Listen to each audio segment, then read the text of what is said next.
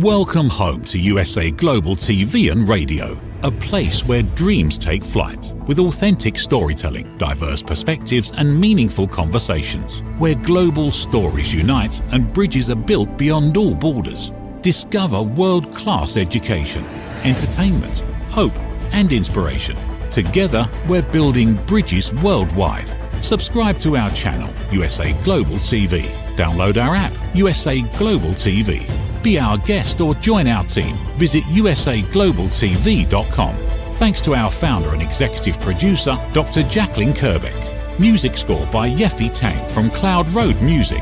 Voiceover artist Mike Porter. Creative direction by Paul Garcia. USA Global TV and Radio. Your home for global connection. All rights reserved. This video and its contents are the exclusive property of USA Global TV and Radio. Unauthorized use, duplication or redistribution in any form is strictly prohibited.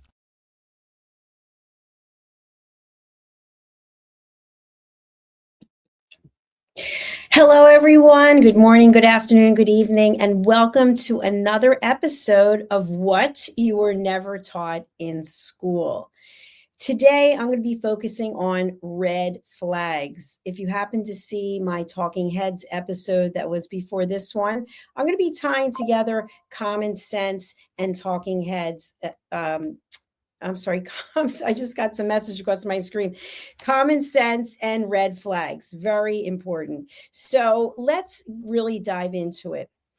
What I found is that a life skill that most people were never formally taught in school was how to recognize these red flags early enough so that we can prevent unnecessary stress in our life, problems, and most of all, regret. Many of us have experienced situations where we say, oh my gosh, I should have seen that coming. It didn't feel right. Something seemed off. There were all these signs, but we just ignore them. Have you ever had that happen to you? The issue is not that the red flags were not evident. It's that we chose not to pay attention to them. So what is a red flag? I'm going to tie this into common sense as well. And I talked about that, as I mentioned, in the last show on Talking Heads.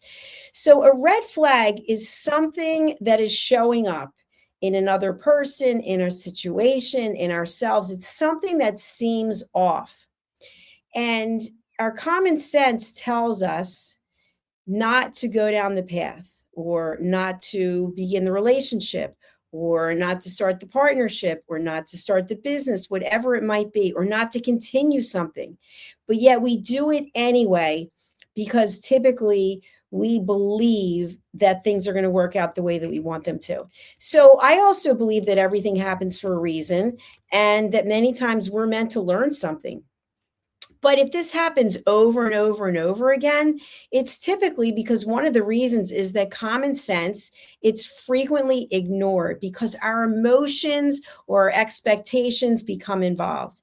We want something to work out so much that we just ignore all the signs that it's not going to work out, and we just move forward. I know myself, I've done this numerous times in my life. I wanted the outcome so badly that even though all the red flags were there, I said, you know what, I'm going to just proceed, just head down and just get something to work. And this happens a lot of times in relationships. Have you ever been in a relationship and everyone else says to you, I told you it wasn't going to work out. Like, we saw the signs and we tried to tell you. And then when you don't have your emotions involved, you look back on it later and you say to yourself, you know what? All the signs were there, but I didn't go through with it. I've even had it in business where someone approached me about doing something with them, a partnership or a business arrangement, and something felt off. But part of me, who always believes in the best of people, really believed it would work out. And I'll share one of these examples. It's an example that I've given before, but if you're new to watching me and to this program, I think it really will resonate with you. Someone I respect and have a lot of trust in recommended this company to me. And so I didn't really do a lot of research on the company because I just believed, since it was a recommendation from someone I know and trust, that it was going to work out. That was red flag number one, by the way. Always do your own research. Always. I don't care if your family member says, I've been working with X. Do some research. I like to have 3 points of research that are completely independent. So do your research. So I didn't do the research. I went ahead and I hired this company, and I hired them for 2 things. One was to get me book signings, and 2 was to do social media marketing. Now, at this time, which I believe was last year, I didn't know a lot about social media marketing. Now people hire me to do their social media marketing. So it just goes to show you how things can turn. Anyway, going back to the book signing. So what I really wanted was a book signing in London. I was going to London last year, and I wanted to go to Waterstones, Piccadilly, because I was going to be doing some business in that area. And I hired this company. And not only did I hire them, I also asked them, based on their suggestion, to publish 100 books. They wanted to start with 500 books. And by the way, I've got a lot of books. So I've written these 2 books.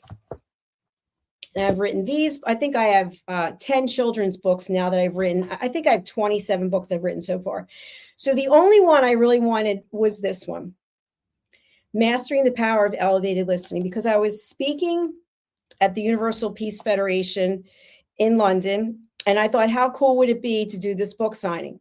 So I paid for 100 books instead of 500, because to me, that was a red flag. Why would I have 500 books? And I said to them, you really think that 500 people are going to come and buy books while I'm doing a book signing? And the guy said, oh, absolutely. And I said, that doesn't make sense to me. So red flag number 2, I used my common sense. I started thinking, if I'm sitting at a bookstore for 5 hours, what is the likelihood of 500 people coming in? By the way, sometimes what is the likelihood of 5 people coming in? Okay, so it made no sense. So I ordered 100 books, just thinking that I'd sign some of them and hand them out while I was in London, the ones I wouldn't sell. So I now have everything set. I have all the confirmation. And so I'm in London, and I'm at a meeting. And this is maybe on a Tuesday or Wednesday. This is last summer.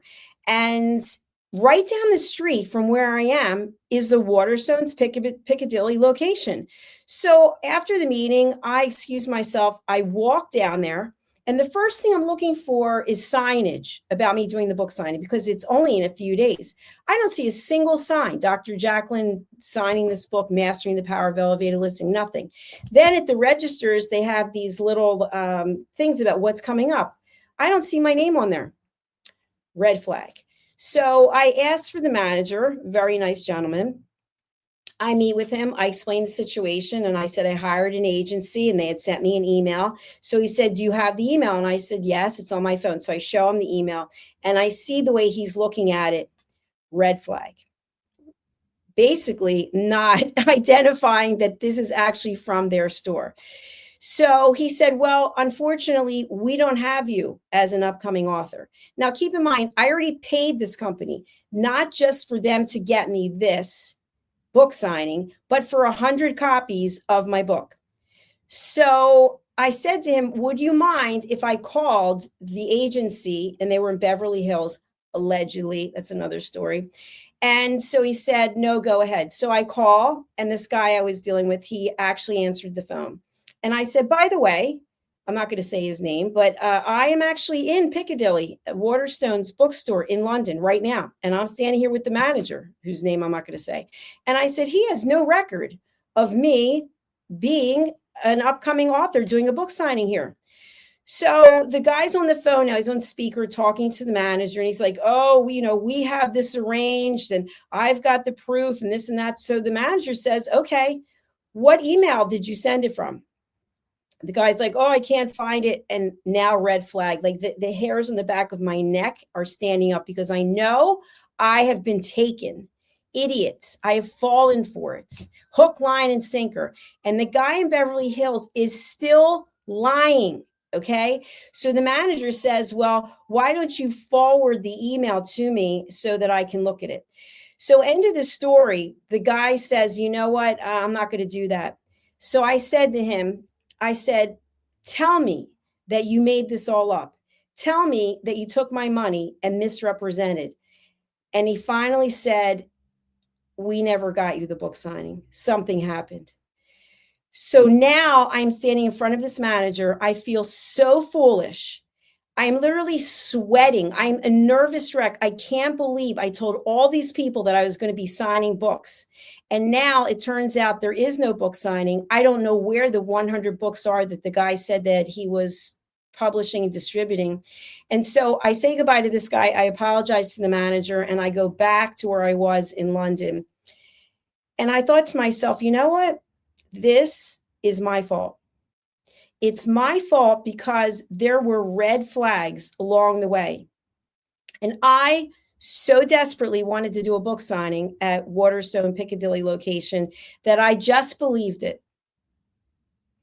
And so as a result of that, I started wisening up and I started listening to my intuition. Now, I want to share with you that I have not gotten any money back from the company that did this to me. And they took a lot of my money, but I'm taking ownership for it because there were red flags and my intuition told me not to do it. But my friends, still working with them, believe it or not. But in my case, they took my money. I never got a dime back. They don't answer any of my phone calls. They don't return my attorney's letters. I don't know what happened with my money. And they're not even in Beverly Hills. How about that? So why do I bring this up? Because even though I have a doctorate and a master's, it doesn't matter. It comes down to common sense. If it doesn't feel right, it probably isn't. So when there are red flags, separate your emotions. No matter how much you want it, no matter how much it's beckoning you, put your emotions aside and do your research. Ask for references. Use Trustpilot. I'd never heard of them before, but now I have. Use Trustpilot and ask to see examples of their work, case studies. Now, all of this can be created in some way. If people want to work hard enough to falsify things, they can. But there are always ways to prove that it's not true or accurate. So before you give your money to anyone, do your research. Because if not, you will be sitting back reflecting and doing the same thing that I did. And yeah, it still hurts. And I learned a lesson from it. But when I was in Piccadilly's store in London, that was like a dream for me. I had people who are authors who live in London saying to me, how did you get that engagement? And here I had no engagement, zero, nothing. All I did was lose a lot of money. So the point is, all of us can be taken. There are red flags for personal and professional relationships all the time. And to look back and later say, yeah, I should have seen that coming. I don't want to do that again. And I don't want you to do that. When you are very emotional or you have certain expectations, that's when common sense can be frequently ignored. That's when the red flags are all there for the anybody paying attention, and we don't see it. That's why, and I love this, when people are in a relationship and it doesn't work out, and they go to their family members or their friends, and their friends and family say, we knew it wasn't going to work out. I mean, it was so clear as day, but we didn't want to believe it. Red flags rarely appear only once. So I want to share this with you, and you may have heard this before, but I have found it shows up again and again, and it is accurate. When someone shows you who they are, believe them. Don't believe for a minute that you're going to change them. Don't think that because you will school them on certain things, they're going to change. They will not. I just watched the movie. I think it was called Georgetown. And in there, one of the main characters is very charming and intelligent, and he's a con artist. And typically you will find many people who are the head of certain organizations, the face of the business, to be charming. Why? Because people are gullible, because people like people who are attractive and intelligent, and they've got great personalities, and they make them feel like $1 million. Be wary. Be very wary. because that person has done what they did to you to someone else and will happen again and again. I am not the first client from that company that they did that to. I promise you. After I did my research and I went to Trustpilot, I found numerous people who put, "This is a scam. Do not be fooled." But I didn't do my research beforehand. So what I'm saying to you is, when someone shows you who they are, they don't show up. They insult you. They don't respect your time. Believe them. That's who they are. They don't respect themselves enough, so they're not going to respect you. And again, I'm not here to blame anyone. I am just here to bring awareness and education so that you can find that peace in your life. Red flags are typically repeated behaviors or inconsistencies over a period of time. When we slow down and we actually start to listen to our body, to our intuition, we start noticing things. We start noticing people's tone, their hesitation, the contradictions, and we see the patterns. We see the patterns of behavior that show up over and over and over again. But in the past, we chose to ignore them. Something was keeping us from seeing the truth. And many times that's because we want so desperately to be loved, to be liked, to feel like we belong, for someone to say, "You're a great person," because we don't believe the things about ourselves. When we don't believe in who we are, and we put our vulnerability out there to people who prey on people like that, we will get eaten alive. Red flags often show up when the respect that we have for the person starts to decline. We start seeing some of the things that they're doing. We start realizing little inconsistencies in their story, little lies they start telling us that start becoming bigger and bigger. And it's interesting. I'm going to bring up another show. I only watch reality TV shows. And part of the reason is I love to watch the human dynamic, the human psyche, the interaction between people, because it's not scripted. It's all in the moment.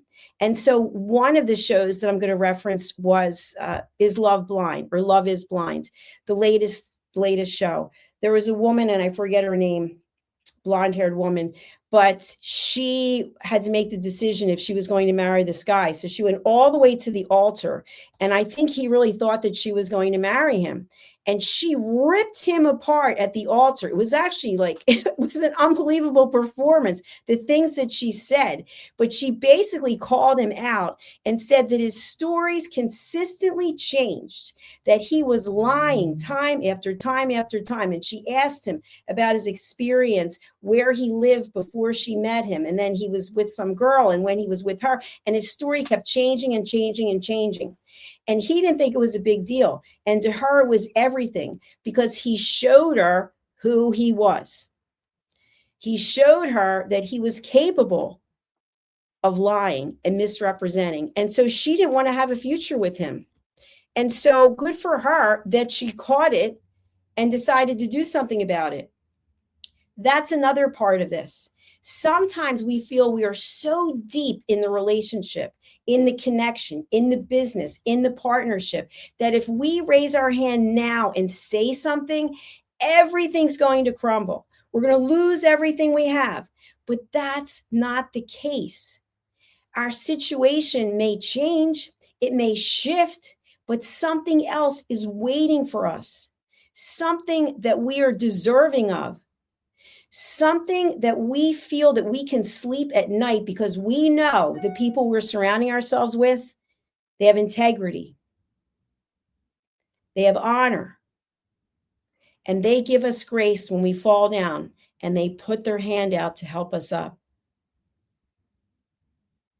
If you are in a situation right now where you see all the signs, you've seen them and you don't want to deal with it, I ask you, why? What is it that's holding you back? Are the red flags promises that you were told over and over again that are delayed? Are they some kind of vague commitment? Yeah, I'll get around to it. Yeah, I'll try to do it. And by the way, that's something else I always say. When someone says, I'll try, either you're doing it or you're not doing it. I'm going to try to hold this book. No, I'm either holding the book or I'm not holding the book. But yet people will say, I'll try. And I call them out on it all the time, because if I do it, call me out on it. So if you're in a situation where you see things are not adding up, your common sense is telling you 1 + 1 is not equaling 2, you have the ball in your court. You can do something. You can call the person out on it, or you can choose to go in a different path. If you are not someone who likes confrontation, if you have this fear of standing up for yourself, what you can do is you can set a boundary. You can blame the whole thing on yourself. You can say, it's all my fault. And then you can move forward in a way that works for you. Here's another area. This is huge because it can be any of us. It's red flags appearing where communication itself is failing. If someone consistently is dominating conversations, have you ever been with someone who constantly has to have the floor? If someone is doing whatever they can to avoid listening to you, if someone is reacting defensively to basic questions, I'd love to know how you came up with that. Hey, would you mind sharing where you were last night? These behaviors can reveal so much about what we don't know, what the underlying issues are. And so we don't know what these underlying issues are, but one day I can tell you something, it's going to explode. And you're going to sit there and go, I don't understand. I thought everything was okay. You didn't think everything was okay. You saw the signs, but you didn't want to deal with it. Because we can only take being lied to so much. We can only take broken promises so much. There are plenty of people out there who are yes people. Yes, I'll do this. Yes, I'll do that. And they get walked on. At some point, they say, you know what? I'm not saying yes anymore. I really can't do it. I can't say yes anymore because you feel so walked on. You have a choice. If you don't feel like you're getting the truth, you're probably not. But you can't do anything about that. The only thing you can do is manage how you respond or you don't respond. My example is this, another reality TV show, Survivor. So if any of you have watched this episode, season 50, they're on now, they get a flint to build a fire. Okay, I've never built a fire outside. I have no skills whatsoever. I was in Girl Scouts a zillion years ago and I hated it. I'm not an outdoors person. But there are people who love it. So they get the flints and they have to go and make the fire. And then, of course, at the end, there's the fire making contest, which kind of determines who's going to be eliminated and who's not. So if you are in a situation where someone is building a fire, a metaphoric fire, you have choices. A fire needs oxygen to continue growing. Will you be the oxygen that helps this fire grow? What does that mean? You choose to engage. You know the fire is being started. You know this person's coming for you. You know this person wants to argue with you about politics, about religion, about money, about the way you look, about the way you dress, about the way you think. You know it. And you have a choice. Do you go into the fire and help it grow larger? Or do you say, I'm not going to engage? Now, what's the advantage of either? You know what? You can go into the fire. You can go head for head with the person. You can go back and forth, back and forth, back and forth. What is this actually doing? Getting your blood pressure up. But people will say, you know what? I'm going to show him. I'm going to show her. I'm not going to take this. They're not going to do this to me. But they've already done it. They already took your peace of mind because you gave it to them. You handed it to them on a plate. What's another option? Their opinion doesn't matter. The only opinion that matters is yours. So you can say, you know what? I see where this is going. You have to say it out loud. You can think, I see where this is going. I'm not going there. I am not going to get myself upset and go down this path that's only going to lead into a brick wall. So instead of helping the fire build, you step away. I'm not playing. I'm not going to be in the game. That's a choice you can make. So when you feel truly helpless, when someone's doing something to you, by the way, someone's doing something, unless it's a crime, you are permitting it. Okay, you're allowing it. If you're in a relationship that feels really unhealthy, if you feel like you're being walked on, if you feel like you're being over-talked, you are allowing it. So when you see the red flags, if you're in a situation where every time you're talking to someone, they're continuously over-talking you, they're not listening. They don't care who their audience is. You don't have to engage. But when someone sees they can do something to upset you, and they're of a certain mindset or personality, they're going to come for you again and again and again, because they're not coming from a place of love. They're coming from a place of ego. And the ego is what robs us of our peace. You may think to yourself, whatever your platform is, whatever you stand for, you may feel that that's more important than what the next person thinks or what their platform is. And so basically, it's about your ego. You think you're more important, but no one's more important than anyone else. If you really believe in the goodness of people, and I'm sure many of you don't, I know, I've seen, we have a huge platform of social media. I guess, I don't know, 12 different platforms right now watching. And I see the comments. I see comments people are putting right now. Some of them are filled with hate. Some of them have nothing to do with me. They have to do with politics. You can't get to me. You know what I have to say to you? What is it that's coming up for you that you have nothing better to do with your time than put hateful comments on a social media platform that all tie back to you? You can hide under an account name. It could be tracked. Good for you. You want to be known as a person filled with hatred and anger. I choose not to engage with you. I give you grace. I hope you get the help that you need, but I choose not to engage. And that's what I ask for you, my audience who is here to learn, my audience who is here to find peace, to spread love and kindness. The warning signs are there. It's up to you to pay attention. It's up to you to recognize what's coming up for you. You might not know how to describe it. You might not know what the words are, but you know it doesn't feel good. That's your common sense working to protect you. The next move is yours. You can decide, engage, not engage. Form a partnership, form a relationship, or walk away. I've often wondered why we ignore red flags, even when we know they're there. I gave the example of the Waterstones bookstore, and I shared why.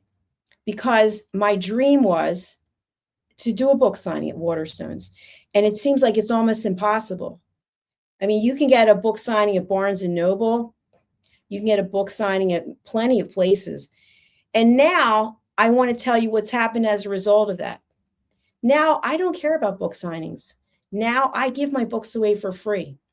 Because if I can help someone, if one person can read any of my 27 books and something good happens for them, that means the world to me. So I've changed my priorities so that I'm not going to have book signings as little carrots dangling in front of me, because it doesn't have the priority that it used to. When we've been conditioned to prioritize certain things, that's what actually gets done. But if you're prioritizing your politeness over observation, it's going to come and kick you in the butt. If you feel uncomfortable questioning behavior that doesn't seem to add up, ask yourself, what is it about a seemingly innocuous question that the other person is set off by? And I'll give an example, which I've shared. Let's say you say to someone, I was wondering why you were late for dinner. You have a partner. You tried calling them. They showed up late. They didn't answer the phone calls. And the person says, I'm really sorry. I actually stopped by the library. You think to yourself, you stopped by the library, but you couldn't answer my phone calls. And the person says, well, no, you can't talk in the library. There's no phones in the library. You think to yourself, okay, it's starting to make sense. But now you're in the car. You know you're late. You know I have dinner waiting, and you still don't call me. Then you notice they sort of smell like alcohol. And you ask them, where else did you go on the way home? Well, and you get a reaction, that's none of your business. How dare you? They're being very defensive. Why? Because they have something to hide. Obviously, if they are giving you a response like that, they are hiding something from you. That is a red flag. Your common sense tells you that it's possible to pick up the phone. Most of the people that I know own telephones. You can pick up a phone and say, I'm really sorry, I'm not going to be able to make it. You don't have to give an excuse. You can just say, I won't be able to be there. I'll be late. I'll talk to you when I get back. But by not calling and then expecting the person not to ask you is ridiculous, right? You would expect someone would ask, you didn't come home on time. The dinner's burnt. I called you. Your phone was shut off. What's going on? If they don't tell you the truth, and you'll know, you'll feel it. It's a red flag. What will you do with the red flag? Will you bury your head because you're afraid the person's going to yell? You're afraid they're going to walk out? Let them. Let people do what they're going to do. That's Mel Robbins, her let them theory. Let people do what they're going to do. You focus on you doing what you need to do for your own peace. That's what we're talking about today. By ignoring the red flags, by ignoring your common sense, you are putting your peace up for grabs. Some people will tell me they love drama. They love being in the drama. You know these people, and I have no judgment about it. They've always got something going on. They're crying wolf all the time. The end of the world is coming every other day. And you think to yourself, well, if the end of the world's coming, it's once. That's it. But yet something catastrophic is always happening to them. And by the way, it's so much more important than what's happening to you. They don't even care what's happening to you, because what's going on for them is so hard to believe. But yet you could easily cite tons of examples of other people who have it tougher than they do. It's a red flag. It is a person who is not interested in anyone or anything except themselves. It is a person who has not done their own work. They might have mental issues. I don't know. I'm not judging. But that doesn't mean you have to be in a relationship with them. That doesn't mean you have to be business partners with them. That doesn't mean you have to join a club with them. You don't have to work out with them. We could go on and on. But it's up to you to use your common sense. I want to thank you so much for watching, for listening, and thank you to the people who have great attitude and put really well-meant comments. I do appreciate it. If you would like to learn more, here's my book. If I see you, I'll sign it and give you a copy. If I don't, you can get it in bookstores or on Amazon. My book, Holy But Harmful, The Silencing of Judgment, this book has 100 judgmental statements. I'll see if I can find them quickly, that people make all the time. These are statements that I personally have heard from other people. And I'll just read a few of them to you. Okay. He's overweight. He must have no self-control. Blondes have more fun, but dumb blondes finish last. Did you see her acne? She must not wash her face at night. She probably has a low IQ. That's why she's an idiot. I wouldn't be caught dead wearing that. A man should never stay home with the kids. Where's his pride? She's single at 40. Something must be wrong with her. These are all judgmental statements that people make. So why did I write this book? I wrote this book because I was judged and I wanted to learn how to deal with it. Because when someone judges us, especially passive aggressive behavior, I knew you'd never be anything. I knew he'd dump you. I saw it all along. Passive aggressive comments. There's nothing helpful in any of those comments.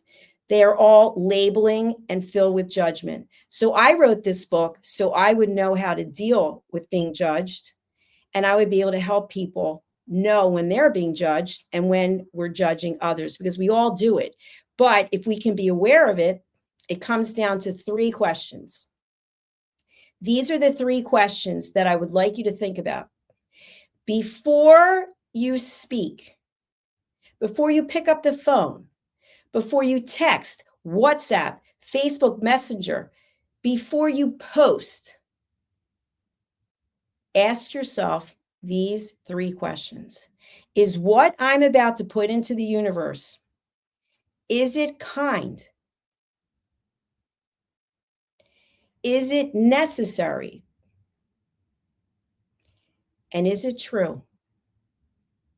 And if it is not these 3 things, think about not sharing it. Just because you think you're doing someone a favor, you're not. You're probably going to say something very judgmental. And there's an old expression, if you're not going to be nice, don't say anything at all. And I really believe that. Putting people down, insulting people, you think you're calling them out to help them. No, it's really about you. It's about your ego. You're just insulting someone instead of being a friend, instead of being a mentor, instead of being a good listener. And people remember. I read some research from one of the Ivy Leagues that they conducted a study over 20 years. And they followed people who had been insulted for 20 years.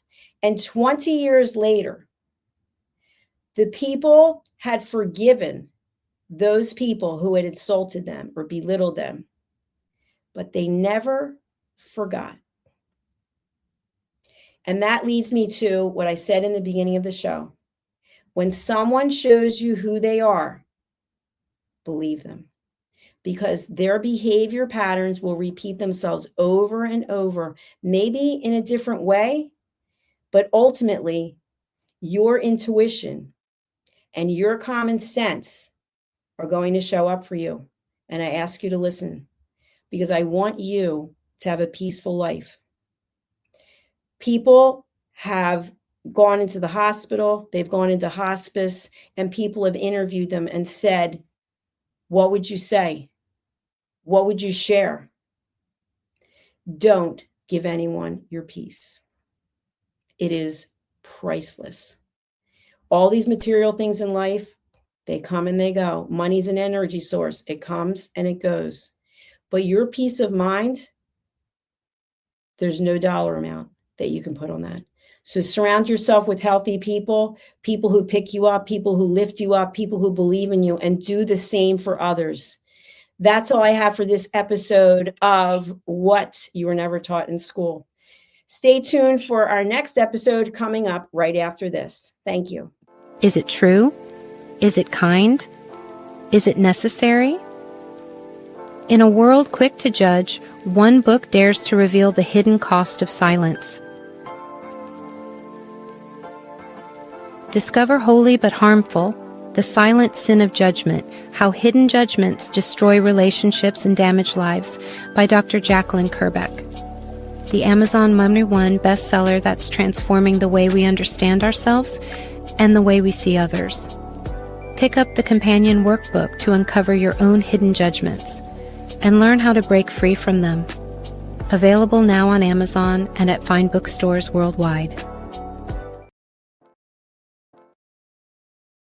Every woman carries a story of strength, of purpose, of light.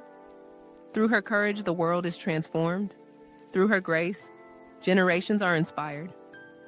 This is Iconic Women. Within Every Woman Lives a Goddess, a celebration of brilliance, beauty, and empowerment. Join us every Wednesday at 11 a.m. New York, 4 p.m. London time, only here on USA, Global TVR, and radio. Featuring the iconic Dr. Jacalyn Kerbeck, honoring voices that shine across the world. Subscribe to our YouTube channels, USA Global TV and Dr. Jacalyn Kerbeck, to watch and engage with all our content. World-class education, entertainment, hope, and inspiration.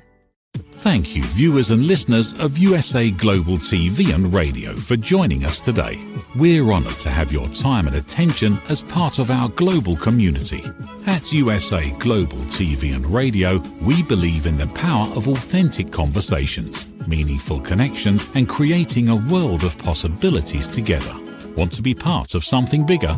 Join our team of elevated listeners at usaglobaltv.com, a space where your voice matters and your ability to listen transforms relationships. Stay connected with us across all our platforms for thought-provoking discussions, expert insights, and empowering stories. Subscribe to our channels at youtube.com/c/USAGlobalTV. Follow us on social media and explore the endless opportunities we're creating for growth, learning, and inspiration. Together, we're not just broadcasting, we're building bridges and changing lives one conversation at a time. For inquiries, contact us at info@usaglobaltv.com. Produced by Executive Producer and Director Dr. Jacalyn Kerbeck. Voiceover by Mike Porter. Creative direction by Paul Garcia. All rights reserved. Visit usaglobaltv.com to view our full terms and conditions.